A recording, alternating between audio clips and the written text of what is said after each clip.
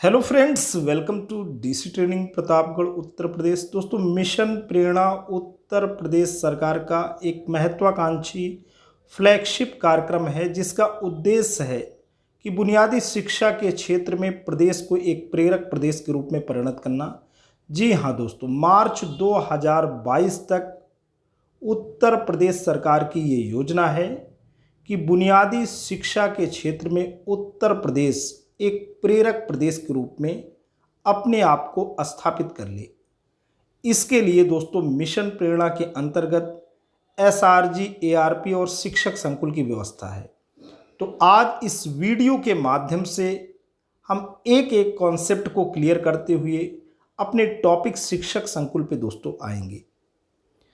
शिक्षक संकुल का उन्मुखीकरण कार्यक्रम 1 सितंबर 2020 दिन मंगलवार को स्कूल शिक्षा महानिदेशक श्री विजय किरण आनंद जी ने किया, जिसमें शिक्षक संकुल के उद्देश्य को बहुत ही खूबसूरती के साथ दोस्तों बताया गया है। दोस्तों, मिशन प्रेरणा के अंतर्गत बेसिक शिक्षा को मजबूत किया जा रहा है। मिशन प्रेरणा की विशेषताएं क्या हैं? मुख्यमंत्री के नेतृत्व में राज्यव्यापी जन आंदोलन, विशेष रूप से बुनियादी शिक्षा यानी कक्षा 1 से 5 पर केंद्रित, 2 वर्षों के अंदर विभिन्न चरणों में ठोस परिणाम, स्वतंत्र संस्था द्वारा लर्निंग आउटकम का मूल्यांकन, जनपदों में जिला अधिकारियों का सक्रिय नेतृत्व। दोस्तों, उत्तर प्रदेश में 75 जनपद हैं जहां 1,59,000 विद्यालय हैं, 5,75,000 शिक्षक हैं और 1.8 करोड़ बच्चे ऐसे स्कूलों में नामांकित हैं। मिशन प्रेरणा का उद्देश्य है प्रेरणा लक्ष्य को 2022 तक हासिल करना। बुनियादी शिक्षा पर आधारित है। कक्षा 1 से 5 तक के लिए ही लक्ष्य हैं और ये लक्ष्य भाषा और गणित से ही संबंधित है। एक बार राज्य के सभी ब्लॉक प्रेरक हो गए तो दोस्तों राज्य भी प्रेरक हो जाएगा। और जब कोई भी ब्लॉक ये कहेगा कि मैंने मिशन प्रेरणा के लक्ष्य को पा लिया है, यानी हमारा ब्लॉक ग्रेड कॉम्पिटेंट हो गया है, तो एक स्वतंत्र संस्था से उसका मूल्यांकन होगा। इसे हम इस रूप में समझ सकते हैं कि पहले कोई विद्यालय का प्रेरक होगा, फिर विद्यालय जिस ब्लॉक में आता है वो ब्लॉक प्रेरक होगा, और ऐसे ही हमारा जनपद प्रेरक होगा और आगे बढ़ते जाएंगे हमारा मंडल प्रेरक होगा और अंत में हमारा उत्तर प्रदेश एक प्रेरक प्रदेश के रूप में परिणत होगा। प्रेरणा लक्ष्य का मूल्यांकन स्वतंत्र संस्था द्वारा विकास खंड स्तर पर किया जाएगा। मूल्यांकन की प्रक्रिया विकास खंड मूल्यांकन के लिए खुद को नामित करेगा। नामांकित ब्लॉक से लगभग 20 से 30 स्कूलों का चयन सैंपल के आधार पर लिया जाएगा। चयनित 20 से 30 स्कूलों के सभी छात्रों का स्वतंत्र संस्था द्वारा मूल्यांकन किया जाएगा। मूल्यांकन में सभी छात्रों के प्रेरणा लक्ष्य प्राप्त करने पर ब्लॉक प्रेरक घोषित किया जाएगा। प्रेरक विकास खंड के अधिकारी मेंटर्स तथा शिक्षकों को सम्मानित किया जाएगा। आज की जनपदीय स्तरीय गोष्ठी कार्यशाला के मुख्य बिंदु: बुनियादी शिक्षा से परिचय, मिशन प्रेरणा के अंतर्गत शिक्षण संबंधित कदम, मिशन प्रेरणा के अंतर्गत अन्य विभागीय सुधार, ऑपरेशन कायाकल्प के अंतर्गत किए जा रहे हैं ये कार्य, शिक्षक संकुल की भूमिका एवं दायित्व। आज की जनपद स्तरीय गोष्ठी कार्यशाला के मुख्य बिंदु: बुनियादी शिक्षा से परिचय। तो आते हैं दोस्तों बुनियादी शिक्षा। बुनियादी साक्षरता और गणित की अगर हम बात करें तो नई राष्ट्रीय शिक्षा नीति 2020 में इस बात पर जोर है कि 2025 तक कक्षा 3 से सभी बच्चे बुनियादी साक्षरता और गणित के कौशल को प्राप्त कर लेंगे। जी हाँ दोस्तों, नई राष्ट्रीय शिक्षा नीति 2020 में इस बात पर फोकस है कि 2025 तक कक्षा 3 के सभी बच्चे बुनियादी साक्षरता और गणित यानी फाउंडेशनल लिटरेसी एंड न्यूमरेसी के कौशल को प्राप्त करें। बुनियादी साक्षरता और गणित क्यों जरूरी है? Foundational learning and numeracy Kaushal school में आगे की अकादमिक उपलब्धि के लिए आवश्यक है। शिक्षा में समता के लिए जरूरी है कि सभी बच्चों में बुनियादी कौशल विकसित किए जाएं। जो बच्चे समय पर फाउंडेशनल लर्निंग एंड न्यूमरेसी कौशल हासिल नहीं कर पाते, वे सीखने में और पीछे चले जाते हैं। भाषा सीखने की सभी प्रक्रियाओं में मदद करती है। मैथ्यू प्रभाव से क्या दोस्तों आप परिचित हैं? जी हाँ दोस्तों, गरीब और गरीब होता जाता है जबकि अमीर और अमीर होते जाते हैं। यहाँ बात इसकी हो रही है कि फाउंडेशनल लर्निंग एंड न्यूमरेसी यानी जो बच्चे हैं, अगर हमारे बच्चे स्किल्ड नहीं हैं तो उनके अंदर ईश्वर ने गॉड ने जो कॉम्पिटेंसी या क्षमताएं विकसित की हैं वो उन क्षमताओं के साथ न्याय नहीं कर पाते, तो कुल मिलाकर के गरीब गरीब हो जाता है।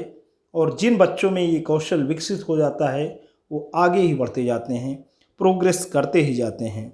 Matthew effect in reading. सीखने सिखाने के महत्वपूर्ण सिद्धांत जो फाउंडेशनल लर्निंग एंड न्यूमरेसी के लिए आवश्यक है। शिक्षा व्यवस्था यह माने कि सभी बच्चे सीख सकते हैं। सीखने सिखाने की प्रक्रिया में बच्चों की घर की भाषा का इस्तेमाल हो।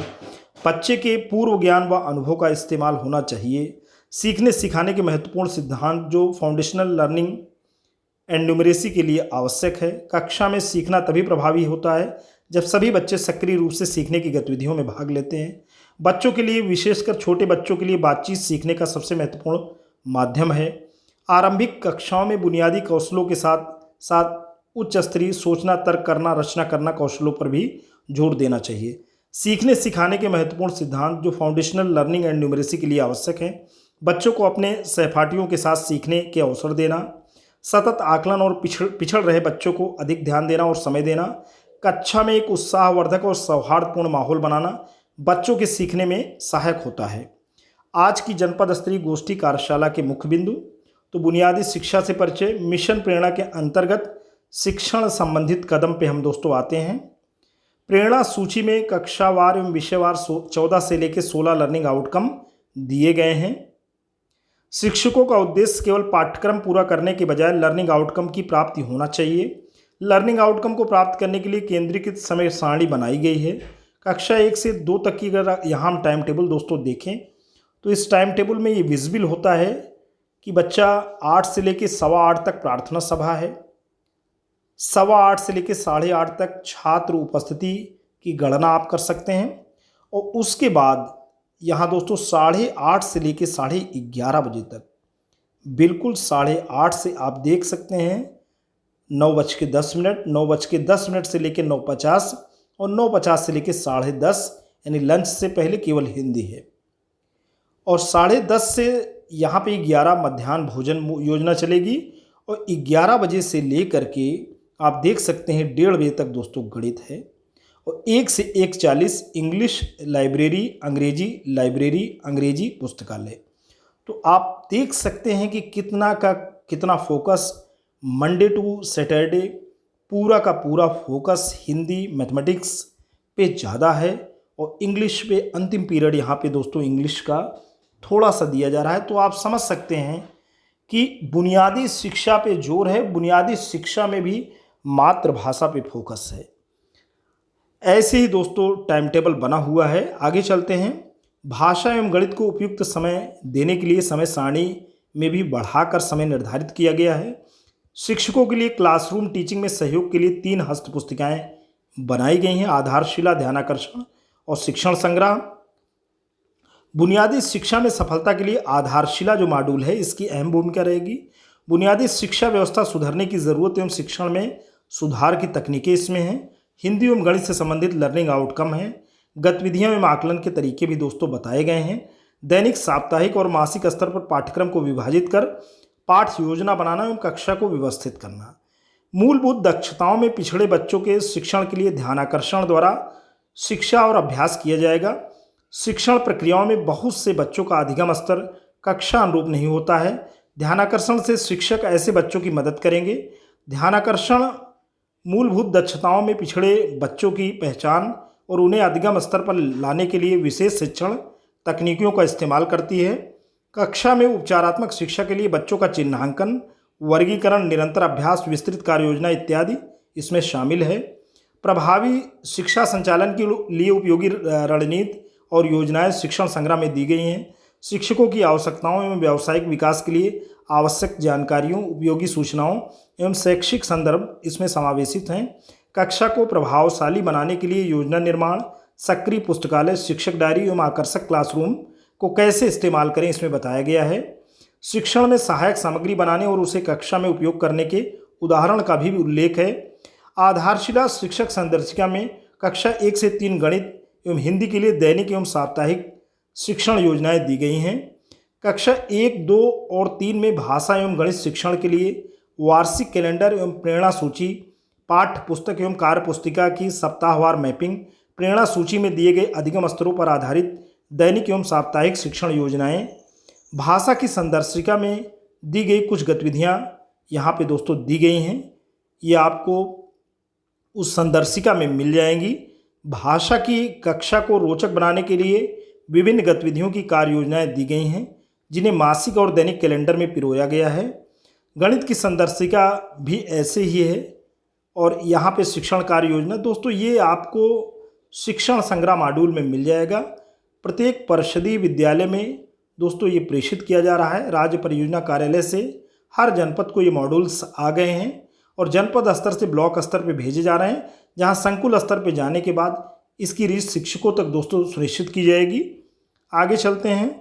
बाकी कक्षाओं विषयों के लिए शिक्षण योजनाएं प्रेरणा वेबसाइट पर उपलब्ध हैं। 20,000 से अधिक पाठ्य योजना विकसित की गई है। सर्वश्रेष्ठ पाठ्य योजना का चयन व प्रेरणा पोर्टल पर अपलोड। प्रेरणा सूची में दिए गए अधिगम स्तरों पर आधारित शिक्षण योजनाएं हैं। प्रिंट रिच समृद्ध परिवेश द्वारा मौखिक भाषा विकास पर जोर दिया गया है। दोस्तों प्रिंट रिच मटेरियल 30 की संख्या में मिलेंगे, जिन्हें आप कक्षा की दीवारों पर चस्पा करेंगे। इसका उद्देश्य है बच्चा जब कक्षा में प्रवेश करे तो उसे एक एजुकेशनल क्लाइमेट का एहसास हो। कहीं पे काशी फल नाम की कविता होगी, कहीं पतंग और बकरी होगी। तो दोस्तों ऐसे ही ये जो प्रिंट रिच मटेरियल मिलेंगे इन्हें चिपकाने हैं। प्रिंट रिच चेतना लोगोग्राफिक पठन द्वारा बच्चों का खेल खेल में मौखिक भाषा विकास होगा। ऐसे ही आप गणितीय प्रिंट रिच मटेरियल देख सकते हैं। यहाँ पे वॉच वगैरह भी है। यह प्रिंट रिच सामग्री एवं उच्च गुणवत्ता युक्त डिजिटल कंटेंट प्रेरणा वेबसाइट के टीचर कॉर्नर एवं स्टूडेंट कॉर्नर पर भी उपलब्ध हैं। तो ये जो मटेरियल्स हैं वो प्रेरणा वेबसाइट पर आपको टीचर कॉर्नर और आपको स्टूडेंट कॉर्नर पर भी अवेलेबल हो सकता है। आप वहाँ पर भी इसे पा सकते हैं। शिक्षकों को लर्निंग आउटकम के अनुरूप नियमित प्लानिंग में सहयोग देने के लिए टीचर डायरी का निर्माण किया गया है। तो दोस्तों टीचर डायरी में कैलेंडर के लिए स्थान है, सैंपल शिक्षण योजनाएं हैं। सभी शिक्षकों द्वारा नियमित रूप से टीचर डायरी का उपयोग किया जाना चाहिए। आधारशिला ध्यानाकर्षण एवं शिक्षण संग्रह पर पहले चरण का प्रशिक्षण संपूर्ण हो गया है एवं दूसरे चरण की तैयारी शुरू कर दी गई है। एसआरजी एवं एआरपी के माध्यम से गूगल मीट ऑनलाइन द्वारा प्रशिक्षण 25 से 30 शिक्षकों के बीच में पीपीटी का उपयोग करके 6 जुलाई से 14 अगस्त तक प्रशिक्षण आयोजित हुआ। प्रशिक्षण का दूसरा चरण सितंबर माह में आयोजित होगा। दीक्षा मोबाइल ऐप के द्वारा डिजिटल कंटेंट साझा किया जा रहा है। सेवारत शिक्षकों का भौतिक उन्नयन दीक्षा के माध्यम से किया जाएगा। जी हाँ दोस्तों, सेवारत जो भी शिक्षक भाई बहन हैं उनका एक डिजिटल ऐप पे उनका जो टेक्नोलॉजी से फ्रेंडली एनवायरनमेंट है और उनको डिजिटल एनरिच एनवायरनमेंट के माध्यम से, डिजिटल एजुकेशन के माध्यम से, ऑनलाइन एजुकेशन के माध्यम से ये सारी चीज़ें उनको एम्पावर करना दोस्तों इस ऐप का उद्देश्य है। 70 से ज़्यादा कोर्स इस पे अवेलेबल हैं। सितंबर तक 200 अतिरिक्त कोर्स उपलब्ध कराए जाने हैं। कोर्स पूर्ण करने की ट्रैकिंग के लिए प्रत्येक शिक्षक की यूनिक आईडी की व्यवस्था है। कोर्स के अतिरिक्त ऑनलाइन असेसमेंट पूर्ण किए जाने पर प्रमाण पत्र दिए जाएंगे।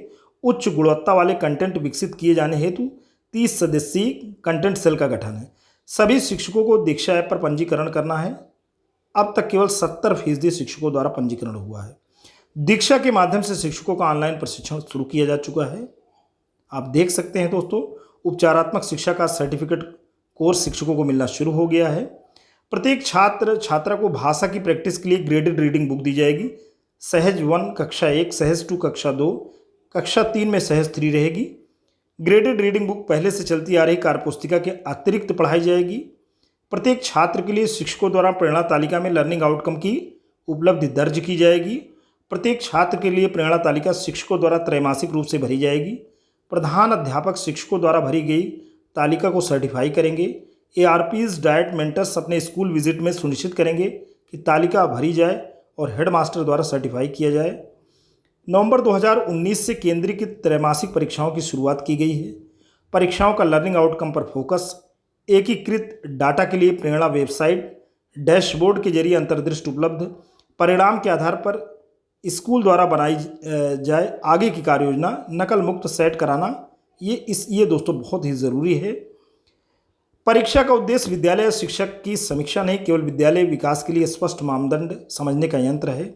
बच्चे को रिपोर्ट कार्ड भी मिलेंगे और ये रिपोर्ट कार्ड परियोजना से दोस्तों प्रेषित होंगे और शिक्षकों को पीडीएफ दिया जाएगा ब्लॉक एजुकेशन ऑफिसर्स के द्वारा, और वो अपने विद्यालय में जो भी बच्चे हैं उनका स्कोर इस ब्लैंक शीट पे लिखेंगे। यानी आप देख सकते हैं यहाँ पे नाम है, बच्चे का प्रवेशांक है, माता का नाम, हेडमास्टर का नाम, कक्षा अध्यापक का नाम, खंड शिक्षा अधिकारी का नाम, कक्षा जन्म की तारीख, पिता का नाम, हेडमास्टर का फ़ोन नंबर, कक्षा अध्यापक का फ़ोन नंबर और यूनिक आईडी बच्चे का यानी आधार संख्या। तो ये जो है शिक्षक जल्द ही बच्चों को देंगे और उनके गार्जियन को बुला करके बच्चे की जो सीखने की प्रगति है उससे भी गार्जियन को बताएंगे और क्या प्रयास शिक्षकों के द्वारा और विभाग के द्वारा उनके बच्चों के पूरी तरीके से समग्र विकास के लिए किए जा रहे हैं उनसे साझा करेंगे, ताकि अभिभावक को भी ये पता चले कि सरकार का जो ड्रीम प्रोजेक्ट है वो किस रूप में उनके बच्चों के ज़िंदगी में एक दोस्तों एक रोशनी ला रहा है और एक उनकी ज़िंदगी को खुशनुमा बना रहा है, उनकी ज़िंदगी में कैसे सुवास भर रहा है। आगे चलते हैं दोस्तों।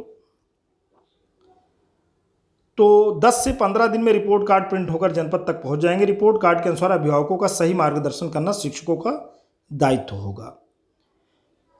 बिल्कुल आगे चलते हैं दोस्तों। लर्निंग आउटकम्स डैशबोर्ड है। डाटा के आधार पर जनपद, ब्लॉक एवं विद्यालय स्तर पर सुधारात्मक कार्रवाई किया जाए। मिशन प्रेरणा के अंतर्गत अन्य विभागीय सुधार, शिक्षकों की शिक्षण अवधि में बढ़ोतरी, विस्तृत टाइम एंड मोशन स्टडी के आधार पर शिक्षण दिवसों एवं घंटों में बढ़ोतरी की जाए। छात्र शिक्षक अनुपात एवं कक्षा कक्ष के आधार पर प्रत्येक विद्यालय हेतु शिक्षक मैनुअल एवं समय सारणी निर्धारित। बेहतर समय प्रबंधन हेतु मासिक एवं साप्ताहिक कैलेंडर उपलब्ध कराए जाएंगे। विद्यालय स्तरीय पंजिकाओं में कमी, 40 के सापेक्ष मात्र 12 पंजिकाएँ अब शेष रह जाएंगी। विभिन्न डिजिटल शिक्षण माध्यमों से ई पाठशाला का संचालन किया जा रहा है। तो डिजिटल में अगर स्मार्टफोन की हम बात करें तो हमारा दीक्षा ऐप और व्हाट्सएप क्लासेस, टेलीविज़न प्रतिदिन 4 घंटे, उत्तर प्रदेश में दूरदर्शन, रेडियो प्रतिदिन 1 घंटे आकाशवाणी के माध्यम से। ई पाठशाला के विभिन्न माध्यमों से अधिक छात्र लाभान्वित हों। बच्चों अभिभावकों तक संदेश पहुंचाने हेतु समाचार पत्रों में विज्ञापन। आप देख सकते हैं दोस्तों 11 से 12 बजे तक आकाशवाणी है, 9 से 1 बजे तक दूरदर्शन पे कार्यक्रम है और व्हाट्सएप क्लासेस हैं। दीक्षा के माध्यम से छात्रों का तकनीकी आधारित अध्ययन, सभी कक्षाओं व विषयों हेतु energise textbook QR code के साथ 5000 से अधिक वीडियो अपलोड किए गए, पाठ की QR कोड के साथ मैप किए गए हैं। अधिकतर सामग्री प्रदेश में कार्यरत अध्यापकों द्वारा निर्मित। प्रथम खान अकादमी व टिकटैक लर्न संस्थाओं से भी उच्च गुणवत्ता कंटेंट प्राप्त किया गया है। सोशल व प्रिंट मीडिया तथा व्हाट्सएप ग्रुप के माध्यम से बृहद प्रचार प्रसार किया जा रहा है।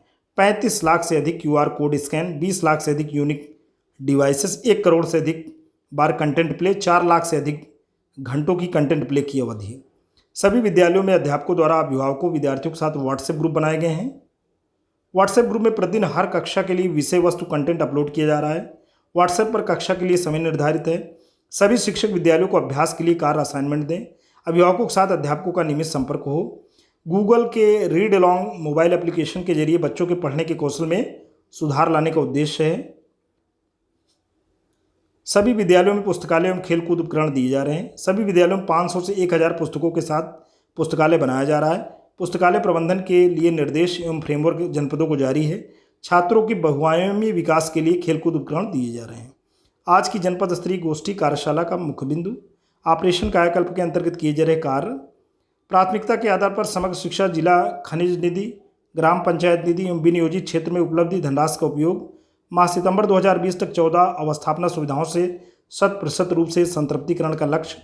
संतृप्तिकरण के आधार पर विद्यालय एवं जनपद की रैंकिंग। लगभग 50,000 से अधिक परिषदीय विद्यालयों का जीर्णोद्धार। जियो टैग फोटो आधारित सर्वेक्षण मूल्यांकन। 30 सितंबर 2020 तक 14 मूलभूत अवस्थापना सुविधाओं का अनिवार्य संतृप्तिकरण। अब 14 मूलभूत सुविधाएं आप जान लो। शुद्ध एवं सुरक्षित पेयजल पहला है। दूसरा क्रियाशील बाल मैत्रिक बालक शौचालय।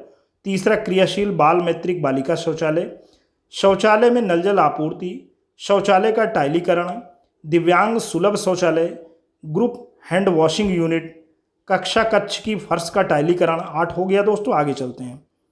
श्याम पट्ट का नवीनीकरण, रसोई घर का टाइलीकरण व नल जल आपूर्ति, विद्यालय की समुचित रंगाई पुताई, विद्यालय परिसर में दिव्यांग सुलभ रैंप एवं रेलिंग, कक्षा कक्ष में उपयुक्त वायरिंग एवं विद्युत उपकरण, विद्यालय का विद्युत संयोजन। ये है 14 संतृप्तिकरण। की मैट्रिक्स आधारित विद्यालयों की रेटिंग और जनपदवार रैंकिंग। तो दोस्तों रेटिंग जो होनी है स्कूल की, पहले तो लर्निंग आउटकम के रिजल्ट के आधार पर 50% और 50% ऑपरेशन कायाकल्प।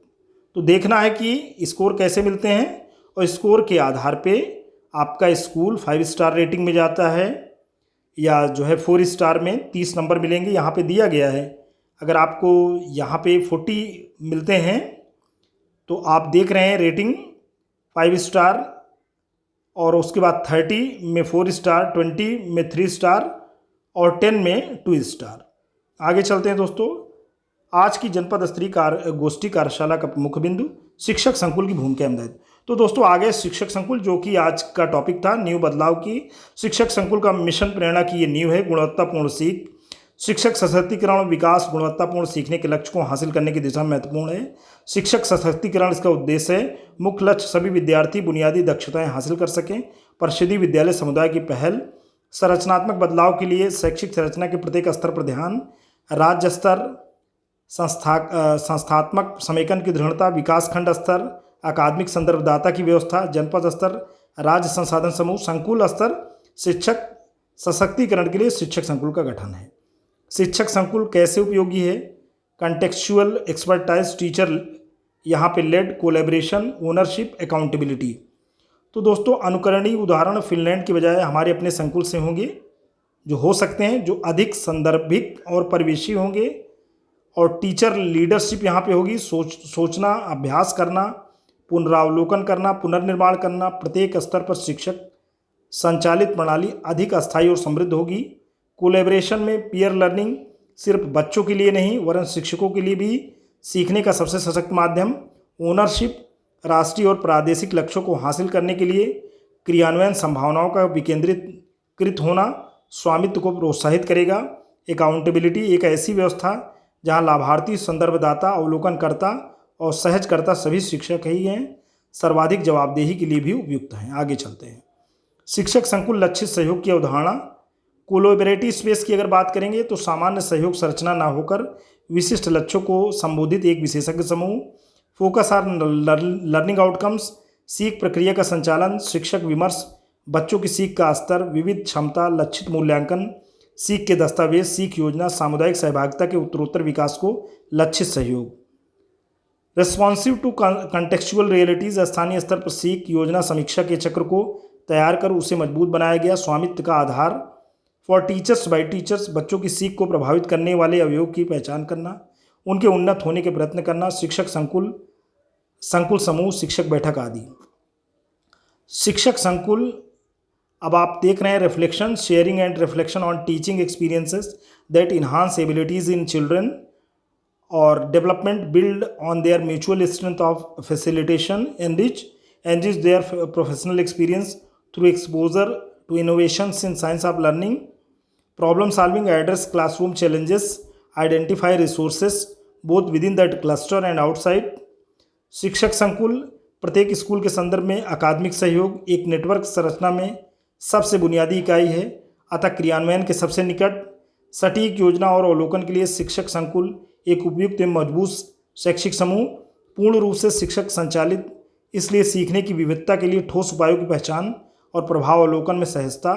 शिक्षक संकुल जैसा हम लोगों, शिक्षक और हमारी संस्था का सामूहिक अनुभव रहा है, विभिन्न शिक्षकों की चुनौतियों को संबोधित करने के लिए सदैव शिक्षक ही सामने आए हैं और सबसे उपयुक्त विकल्प सुझाए। तो लर्निंग आउटकम की स्पष्टता, सीखने के स्रोतों का चिन्हांकन, सहयोगी उपकरण की पहचान, उपयुक्त गतिविधियों का निर्धारण शिक्षक कलेक्टिव के माध्यम से सदैव पुष्ट हुआ। एक संकुल के विद्यालयों की प्राथमिकताएं बहुत मेल खाती हैं, इससे उनके समाधान के उपाय साथी शिक्षकों से अधिक सहजता से पाए जा सकें। खेल को पाठ्यक्रम से जोड़कर आयोजित करना, भाषा सीखने के सहज उपकरणों का निर्माण करना, सीख समूहों के गठन से सहभागी सीख की संभावना बढ़ाना।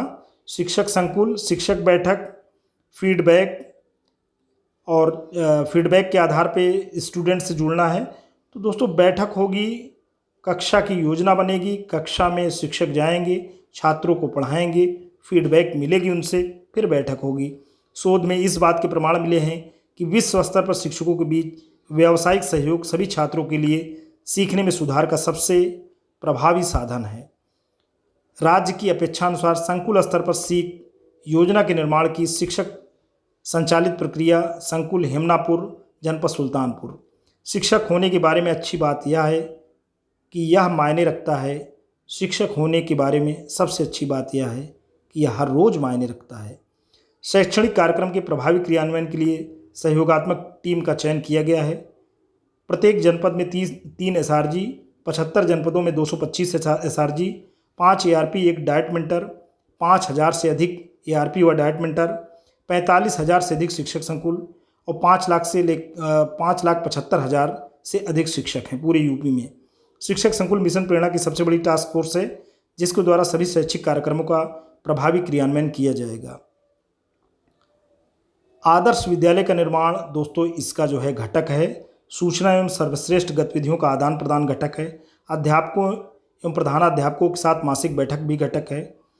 तो आदर्श विद्यालय कैसे बनेगा? सभी शैक्षणिक गतिविधियों का प्रभावी क्रियान्वयन, समय सारणी, संदर्शिका, प्रिंट रिच, रेमेडियल लर्निंग इत्यादि, ऑपरेशन कायाकल्प के अंतर्गत सभी अवस्थापना सुविधाओं का संतृप्तिकरण, सूचना एवं सर्वश्रेष्ठ गतिविधियों का आदान प्रदान, बीओ, एआरपी, एचएम एवं शिक्षकों के साथ व्हाट्सएप ग्रुप बनाना एवं संचालित करना, बीओ द्वारा संचालित ब्लॉक ग्रुप से आवश्यक सूचनाएं शिक्षकों तक पहुंचाना, नवाचारी तकनीकों एवं गतिविधियों को सभी के साथ साझा करना, प्रश्नों के उत्तर देना, अध्यापकों और हेडमास्टर के साथ मासिक बैठक, प्रेरणा लक्ष्य तक पहुंचने के लिए योजनाओं की चर्चा, शैक्षणिक कार्यक्रम एवं सामग्री के प्रभावी उपयोग पर विचार विमर्श, डेमो करके दिखाना, प्रभावी रेमेडियल लर्निंग एवं कक्षाओं के बारे में बातचीत, दीक्षा कोर्स, शैक्षणिक सामग्री एवं विद्यालयों की प्रगति एवं चुनौतियों के बारे में, जबकि एचएम से चर्चा करके फीडबैक भेजना, डाटा कैप्चर फॉर्मेट यानी फीडबैक फॉर्म को माह में एक बार भरना।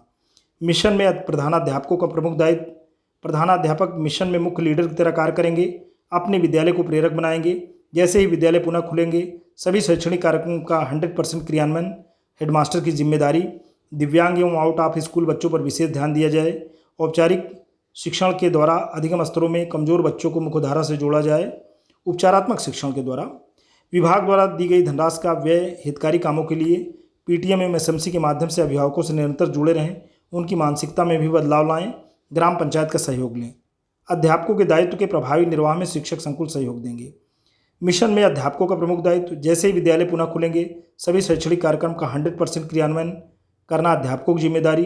कक्षा 3 तक के बच्चों में रीडिंग एवं कक्षा 3 के ऊपर के बच्चों में रीडिंग एवं उसमें सीखने की आदतों को डलवाना। औपचारात्मक शिक्षण के द्वारा अधिगम स्तर में कमजोर बच्चों को मुख्यधारा से जोड़ें। टीचर डायरी का सतत प्रयोग, बच्चों के बहुआयामी विकास के लिए उन्हें खेल खेल में सिखाएं, अलग अलग तरह की गतिविधियां करें, नवाचारी तकनीकों का उपयोग करें। हेडमास्टर के दायित्व के प्रभावी निर्वहन में शिक्षक संकुल सहयोग देंगे। शिक्षक संकुल के सदस्य बीओ द्वारा बनाई गई ब्लॉक कार्य योजना में निर्धारित बिंदुओं के क्रियान्वयन में सहयोग देंगे। यहाँ पे शिक्षक संकुल दोस्तों बीओ ने जो अपना प्रेरक ब्लॉक के लिए बना रखा है उसमें सहयोग भी देंगे। प्रत्येक विकासखंड द्वारा प्रेरक बनाने के लिए 35 बिंदुओं की विस्तृत कार्य योजना बनाई गई है। शिक्षक संकुल के लिए प्रेरणा ऐप पर एक फीडबैक डाटा कैप्चर फॉर्मेट बनाया गया जो प्रति माह सभी शिक्षक संकुल के सदस्यों द्वारा भरा जाना है। शिक्षक संकुल के प्रेरणा पोर्टल पर पंजीकरण के लिए बीओ कार्यालय से संपर्क करें। शैक्षणिक कार्यक्रमों के प्रभावी क्रियान्वयन के लिए सहयोगात्मक टीम दोस्तों जैसे यहाँ पे बताया गया है वैसे ही चल रहा है। यह सुनिश्चित करने के लिए शिक्षकों को अपेक्षित सहायता मिले। मेंटर्स यानी एसआरजीज, एआरपीज, डायट मेंटर स्कूलों में सपोर्टिव सुपरविजन करेंगे। यहाँ पे बताया गया है कि प्रत्येक जनपद पर 3 एसआरजी की नियुक्ति एवं प्रत्येक ब्लॉक में 5 academic resource person, 1 diet mentor की नियुक्ति। प्रत्येक एआरपी प्रति माह अपने ब्लॉक में 30 विद्यालय, डायट मेंटर अपने ब्लॉक में 10 विद्यालय का दौरा करेंगे। प्रत्येक एसआरजी अपने जनपद में 20 विद्यालयों का दौरा करेंगे। 1.5 लाख से अधिक विद्यालयों का प्रतिमाह निरीक्षण, 100% विद्यालयों का प्रतिमाह निरीक्षण। 1 टीम 1 ड्रीम की सोच को आगे बढ़ाते हुए प्रतिमाह जनपद स्तरीय टीम के कार्यों का विभाजन कर भेजा जाएगा। तो दोस्तों यहाँ पे कार्य विभाजन भी दिया गया है। हम बनाएंगे प्रेरक प्रदेश, मिशन प्रेरणा उत्तर प्रदेश प्रेरक प्रदेश। तो दोस्तों ये वीडियो लेंदी रहा लेकिन इसमें मिशन प्रेरणा की सारी बातें शामिल रही। आपको ये वीडियो कैसा लगा? अगर आपको अच्छा लगा हो तो प्लीज़ इसे लाइक करना, चैनल पे कमेंट करना। लेकिन अगर आप डीसी ट्रेनिंग प्रतापगढ़ उत्तर प्रदेश के इस खूबसूरत यूट्यूब चैनल पे नए पहली बार विजिट करें, प्लीज़ इसे सब्सक्राइब करें। जब भी आप सब्सक्राइब को बटन प्रेस करते हैं, बराबर से एक बेल आइकन आता है, उसे प्रेस करें और चैनल को सब्सक्राइब करें। Thanks for watching and listening. This is Jayprakash Dubey signing of.